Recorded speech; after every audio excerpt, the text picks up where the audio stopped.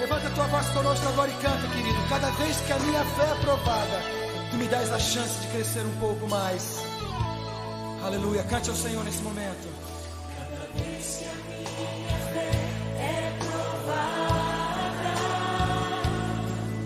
tu me dás a chance de crescer um pouco mais. Diga para ele: as montanhas e vales, desertos e mares que eu atravesso, me levam para perto de ti. Desertos e mares que atravesso me levam para perto de ti.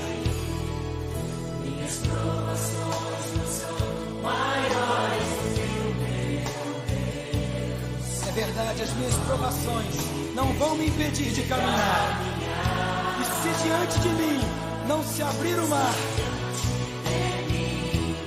Não se abrir o declaro: Deus vai me fazer andar por sobre as águas. Aleluia! Aleluia! Rompendo em fé!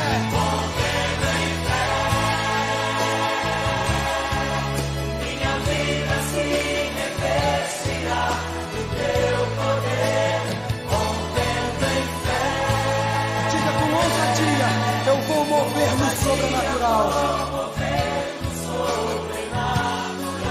Oh, eu vou lutar e vencer.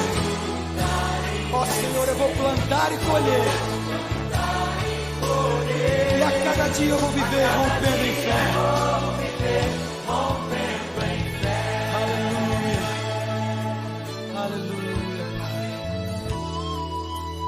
Cada vez que a minha fé é provada, Me dás a chance de crescer um pouco mais. essa chance de crescer um pouco mais. As montanhas e vales, desertos e mares que atravesso me levam pra perto de ti.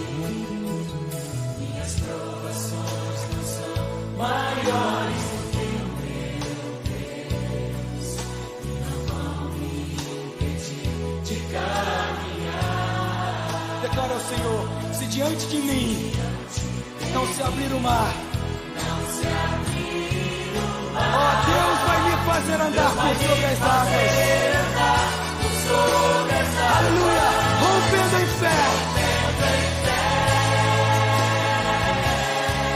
minha vida se revestirá do teu poder, rompendo em fé. Com ousadia vou mover no sobrenatural. Vou lutar e vencer, vou cantar e colher. A cada dia vou viver rompendo em fé. Agora com palmas, chega, rompendo em fé. Minha vida se revestirá do teu poder, rompendo em fé. Com ousadia vou mover o sobrenatural. Vou lutar e vencer, vou cantar e colher. A cada dia vou viver rompendo em fé. Senhor, esse é o teu tempo. Tempo do Senhor levantar uma nova geração. Queridos irmãos, graça e paz de nosso Senhor e Salvador Jesus Cristo. Eu estou de férias do dia 13 de setembro a 12 de outubro. Por isso que eu tenho estado bastante ausente da companhia dos irmãos na igreja. Eu viajei com a minha família, né? Com a minha esposa. Minha filha casou, então agora é só minha esposa e eu. E viajamos e estamos em viagem ainda. E logo, logo, se Deus quiser, estaremos congregando com os irmãos aí na igreja. Irmãos, é com alegria que voltamos a nos comunicar através desse meio, né, de comunicação, que são os nossos vídeos, os nossos cultos online, ou as nossas reuniões de oração. E é com alegria que a gente compartilha com os irmãos nessa noite mais uma vez. né? Mas antes de compartilhar da palavra de Deus, irmãos, eu gostaria de orar com os irmãos, clamar a bênção de Deus sobre as nossas vidas, né? E clamar também para que o Espírito Santo de Deus fale aos nossos corações. Vamos orar? Aí assentado como vocês estão na sua casa mesmo, né? Na casa de vocês, fechem seus olhos, por favor. Senhor, nós o agradecemos, ó Pai, pelo privilégio de podermos conversarmos com o Senhor, ó Pai, e saber que o Senhor escuta as nossas orações, nós não falamos para as paredes, nós não jogamos palavras ao vento, ó Pai. O Senhor está atento, porque somos filhos do Senhor, ó Pai. E o Senhor não despreza a palavra de um filho, ó Pai. Baseado nesta segurança, Senhor, nós clamamos a bênção do Senhor, ó Pai, sobre a Tua igreja, sobre os nossos irmãos queridos, ó Pai. Aquelas pessoas que estão se recuperando de Covid, Senhor. Aquelas pessoas que se expõem diariamente a essa doença tão triste nos meios de transporte, no trabalho, no seu dia a dia, Pai. Protege os nossos irmãos, ó Pai.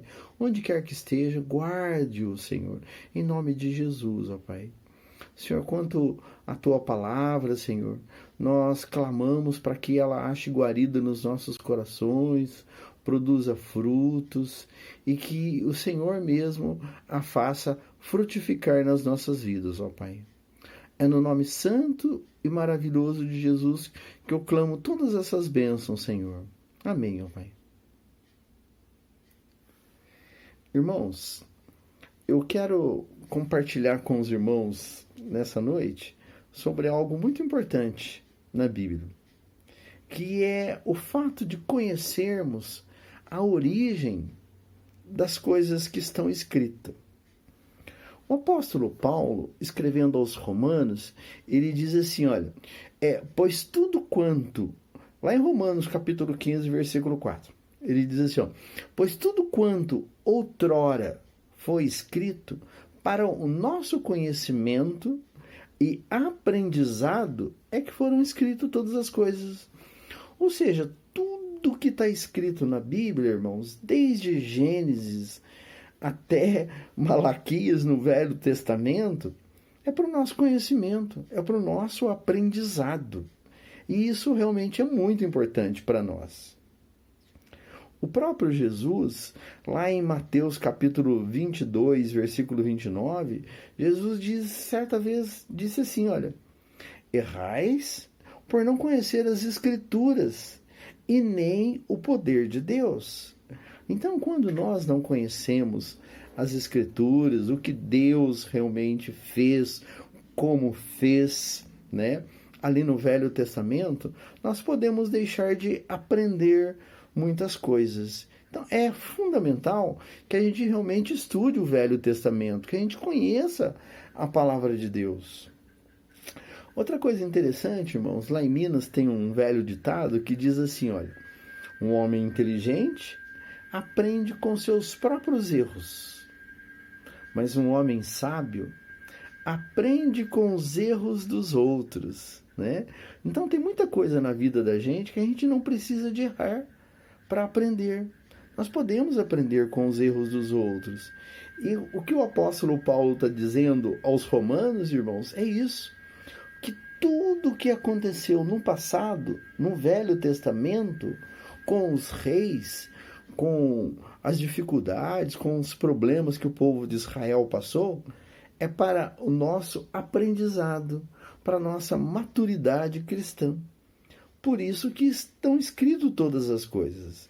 E é com esta visão que eu gostaria de compartilhar com os irmãos algo muito interessante que o profeta Jeremias escreveu. E o profeta Jeremias, ele nos dá algumas lições assim tão bonitas, mas tão profundas. Mas é importante que a gente entenda um pouquinho do contexto.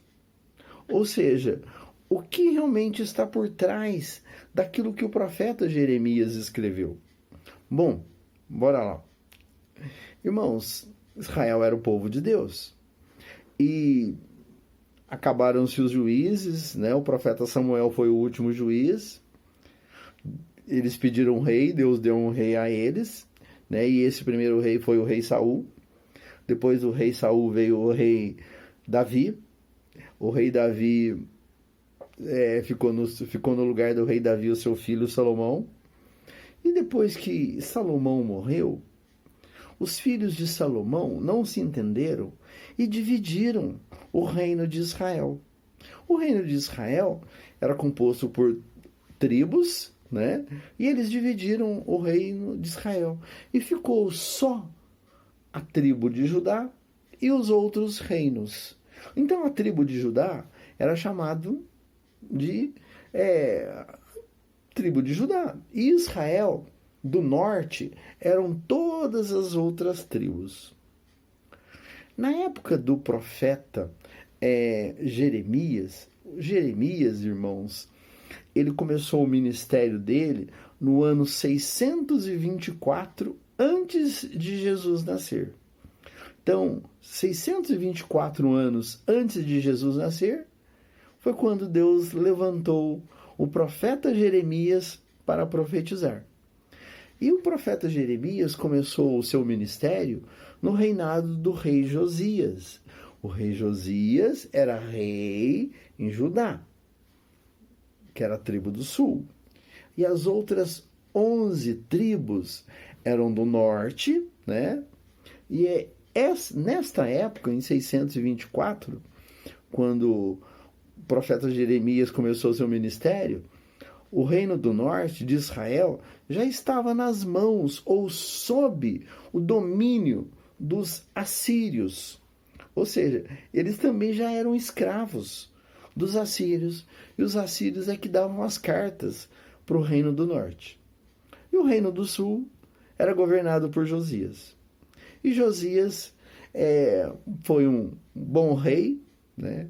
Josias morreu.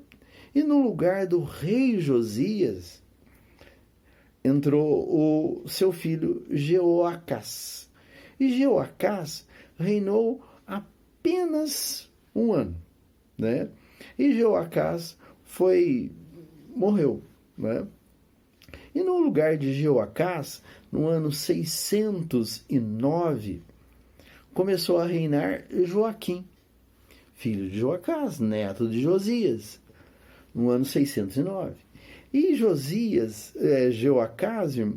Joaquim, irmãos, ele fez o que era mal perante o Senhor. E no livro do profeta Jeremias, logo no começo, ele já começa a falar tudo que o povo de Israel estava fazendo de errado e que eles iam se dar muito mal fazendo o que estavam fazendo. O povo de Israel naquela época, eles iam com muita idolatria. Eles pecavam de uma forma que o Senhor realmente ficou muito triste com o povo de Israel. E o profeta Jeremias, ele é conhecido, ou foi conhecido, por ser um dos profetas mais duros. Um dos profetas que falavam com muita veemência, com muita dureza para os reis de Israel. E o profeta Jeremias não se calava, e ele falava mesmo. E ele falava daquilo que o povo estava fazendo, estava realmente entristecendo a Deus. No capítulo 25, irmãos, do livro do profeta Jeremias, Jeremias fala sobre, e ele profetiza no capítulo 25, sobre o que estava por acontecer. E como a coisa iria acontecer, justamente por causa do pecado das pessoas, né? E como Jeremias profetizou e já estava previsto que aconteceria, no ano 606, o rei Nabucodonosor, no reinado de Joaquim, o rei Nabucodonosor ele fez uma investida contra Israel. Ele cercou Jerusalém, melhor dizendo, né, o reino de Judá. Ele cercou Judá e sitiou a cidade, prendeu todo mundo e levou cativo para a Babilônia o profeta Daniel. No entanto, se vocês lerem o livro do profeta Daniel, diz assim, ó, no 3º ano do rei Joaquim, né, Nabucodonosor invadiu Jerusalém, né, e aí o profeta Daniel conta a história dele na Babilônia, mas foi no 3º ano. E que ano que começou a reinar Joaquim? No ano 609. Logo, no ano 606 antes de Jesus nascer, foi quando Daniel realmente foi levado. E foi levada a primeira leva de judeus para a Babilônia. Bom, e aí ficou reinando no lugar, ficou reinando ainda Joaquim. Só que esse Joaquim, irmãos, ele fez, se vocês quiserem acompanhar, tanto no livro de Reis, quanto no livro do profeta Jeremias, conta muito bem essa história. O finalzinho, o último livro, o último capítulo de 2 Reis, o último capítulo de 2 Crônicas, conta bem essa história do comportamento dos reis de Judá. E o porquê Deus fez o que fez e como fez, né, com eles. Então, a primeira leva foi levado para a Babilônia, e o profeta Daniel e os seus 3 amigos foram levados para a Babilônia como escravos, né? A gente vê essa narrativa muito bonita, por sinal, né? Profunda, séria, né? Lá no livro do profeta Daniel. Bom, no ano 597, 6 anos, ou 598, 6 anos depois, o rei Jeoaquim, filho de Joaquim, ele começou a fazer um monte de coisas que realmente estava aborrecendo muito, mas muito a Deus, né? E aí o que aconteceu? No ano 598, rei Nabucodonosor voltou, né, lá em Judá, e aí o rei Nabucodonosor fez uma desgraça tão grande, mas tão grande, ele matou os idosos, matou as crianças, matou as mulheres, matou os soldados, e só os jovens ele levou de volta, levou como escravo para a Babilônia. Nessa época, ele levou todos aqueles objetos, ao restante dos objetos de ouro que tinha no templo de Jerusalém. E ele destruiu também o templo de Jerusalém. E Jerusalém, irmãos, Judá, né, ficou realmente às ruínas. Outra coisa ruim que ele fez, né, ele destruiu todas as plantações, cortou as árvores frutíferas. Então, quem ficou vivo em Jerusalém começou a passar muita dificuldade, passar fome. E uma pessoa, um profeta, que era contemporâneo de Jeremias, era o profeta Abacuque. E o profeta Abacuque, irmãos, por isso que Abacuque faz aquela oração linda, porque ele viveu nessa época, né? Na época da destruição de Jerusalém por Nabucodonosor pela 2ª vez, né? E aí o profeta Abacuque diz assim, ó, ainda que a oliveira minta, ou seja, ainda que não haja fruto na oliveira para eles comerem, ainda que não haja ovelha no curral, Deus ia continuar cuidando do povo. E aí, aquela tristeza que a gente vê no livro do profeta Abacuque, a gente vê também as lamentações de Jeremias. Jeremias, irmãos, ele lamenta muito e ele chora muito. É conhecido por ser um profeta chorão, que lamenta muito. É porque ele viu todas essas coisas horríveis acontecendo. Primeiro ele viu o povo de Israel abandonando a Deus, fazendo aquilo que era desagradável a Deus, né? E isso machucava de verdade, trazia tristeza para o coração do profeta Jeremias. E depois ele viu a consequência do pecado das pessoas, ou dos judeus, né? A consequência de tudo aquilo na vida dos judeus. Então, tudo isso é que realmente levou Jeremias a fazer tantas lamentações. Irmãos, até agora estou falando só de contexto, né? E agora que eu vou realmente ler com os irmãos. Então, o povo de Israel, eles já estavam cativos lá na Babilônia, né? E aí, quando chegou no ano de 594, né? 2 anos depois do povo já ter sido levado cativo para a Babilônia, e eles estavam muito tristes. E eles estavam passando muitas dificuldades. E no meio do povo de Israel, levantou alguns profetas, ou falsos profetas de Judá, né? E eles começaram a profetizar, a falar para as pessoas lá na Babilônia coisas que Deus não tinha falado. E aí o profeta Jeremias escreve uma carta. E essa carta que o profeta Jeremias escreve para o povo lá, judeus, né, que estavam cativos na Babilônia, essa carta está descrita no capítulo 29 do profeta Jeremias. E é esse o texto que eu quero compartilhar com os irmãos nessa noite. Irmãos, não vai dar tempo de eu compartilhar tudo que eu gostaria, mas com os irmãos. Então, numa segunda oportunidade, eu vou voltar a falar sobre o mesmo tema e vou abordar outras coisas. Mas eu gostaria de começar hoje com os irmãos lendo a carta que o profeta Jeremias escreveu para as pessoas que estavam lá na Babilônia como escravos, né? E aí o profeta Jeremias, gostaria que, se você quiser abrir a sua Bíblia, né, lá no profeta Jeremias, capítulo 29, né?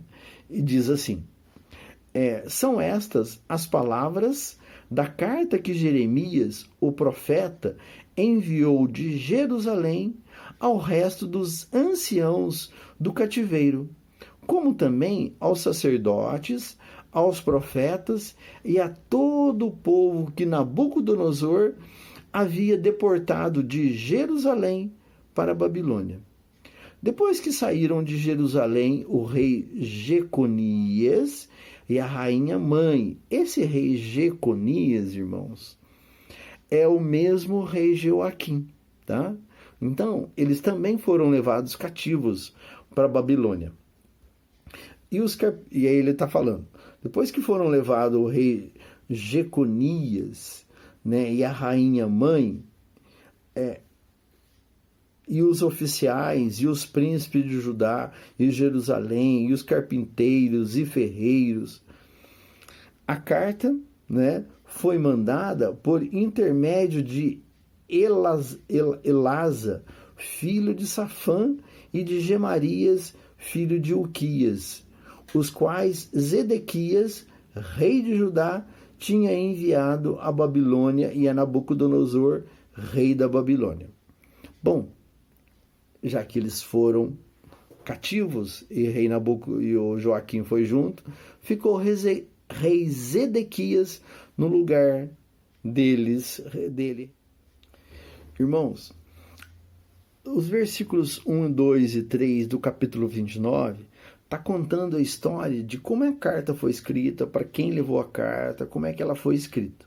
Bom, a partir do versículo 4 é que Jeremias realmente começa a narrar o que estava escrito na carta e o que Deus disse.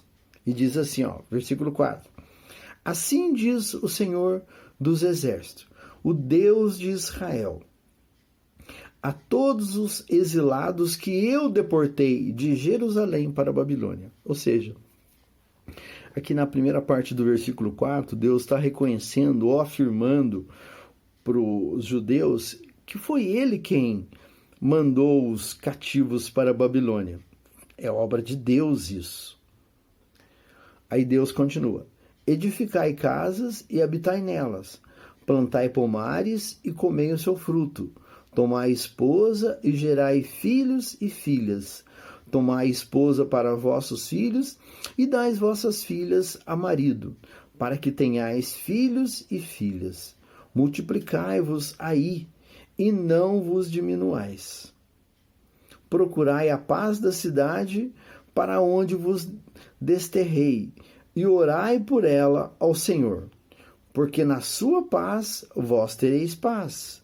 Porque na sua paz vós tereis paz, porque assim diz o Senhor dos Exércitos, o Rei de Israel. Até aqui, irmãos, nós vamos ler os próximos versículos da próxima vez. Irmãos, mas eu queria gastar um pouquinho de tempo com os irmãos a respeito do que Deus está dizendo aqui. Irmãos, o povo de Israel, eles estavam cativos na Babilônia, eles estavam passando dificuldade, eles iam ser oprimidos e iam ser obrigados a realizar trabalhos forçados, né? Porque afinal de contas eles eram escravos da Babilônia, né? E o rei Nabucodonosor era ávido por construções, né? E ele se gaba, inclusive, não é essa grande Babilônia que eu construí, diz lá o profeta Daniel, né, no capítulo 4 do livro do profeta Daniel, né? O rei Nabucodonosor se gabando das suas construções. E quem realizava essas construções para Nabucodonosor? Claro, os escravos, né? E os judeus certamente eram eles, né? Então, irmãos, os judeus passaram muita dificuldade, muita tristeza. Por que eu escolhi esse texto, irmãos? Porque da mesma forma, irmãos, que os judeus passavam dificuldades, nós também temos passado muitas dificuldades com essa pandemia tão triste. Mas para esse povo que passava dificuldade, que não tinha uma visão segura de futuro, que as coisas eram realmente muito incertas, Deus diz para eles, né? Olha, viva a vida de vocês, continue casando, dando-se em casamento, deem as suas filhas, multipliquem-se aí e vivam a vida de vocês aí, porque vocês vão ficar escravos aí por 70 anos. Mais para frente a gente vai ler isso aqui, né? Então, irmãos, algo que eu penso a respeito desta pandemia é que a vida continua. É que nós precisamos de continuar crendo que o Senhor irá nos sustentar da mesma forma que Deus sustentou o seu povo enquanto cativeiros ali, né? E Deus os guardou, Deus os protegeu, não os livrou do cativeiro, porque eles mesmos chegaram a este ponto, né? Da mesma forma, irmãos, nós também estamos sujeitos, né, a essa pandemia triste, e nós devemos seguir a nossa vida. Devemos continuar sonhando, devemos viver, porque se nós pararmos de viver ou nos trancarmos, onde chegaremos? Então nós precisamos de voltar a congregar, de orarmos juntos, de sonharmos, de realizar os nossos sonhos, guardados pelo poder de Deus. Outra coisa interessante, irmãos, que o próprio Deus fala aqui no versículo 7 quer dizer, fala assim: procurai a paz da cidade. Procurai a paz quer dizer, irmãos, que nós devemos orar, interceder por tudo aquilo que está ao nosso redor. Viver como se para o Senhor vivesse diante desta pandemia. Porque essa era a ordem de Deus para o povo de Judá, para os judeus que estavam cativos na Babilônia, que eram escravos. E Deus diz para eles: onde quer que vocês estejam, ore pela paz da cidade onde vocês estão. Irmãos, tem cada lição nesse texto aqui, mas nós continuamos na próxima vez, tá? Enquanto isso, aproveita esse tempo para orar com a sua família, para aclamarmos a bênção de Deus, da mesma forma que Deus diz para o povo de Israel, para Judá, né, que estava cativo na Babilônia. Deus diz para nós hoje: ore, clame pela paz no mundo. Que Deus nos abençoe. E até a próxima, irmãos.